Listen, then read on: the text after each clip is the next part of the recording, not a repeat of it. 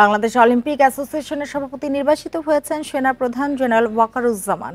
তার দায়িত্ব গ্রহণের সভায় সাফজয়ী নারী ফুটবল দলের জন্য 1 কোটি টাকা পুরস্কার ঘোষণা করা হয়েছে।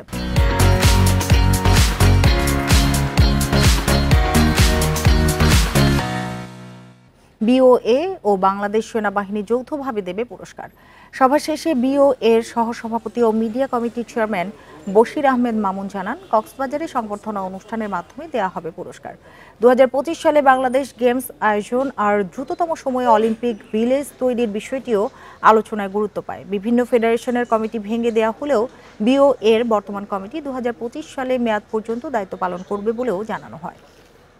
আইসির চার্টার অনুযায়ী আমাদের যে ইলেকশনটা হয়েছিল 2021-এ, সেই ইলেক্টেড প্রতিনিধি আনটিল নিউ ইলেকশন তারা প্রতিনিধি হিসাবেই থাকবেন। সার্ভ এতে যে মহিলা ফুটবল টিম যে তারা চ্যাম্পিয়ন হয়েছে তাদেরকে আমরা একটা সম্বর্ধনা দিব, দুজনে মিলে আমরা 1 কোটি টাকা দিব।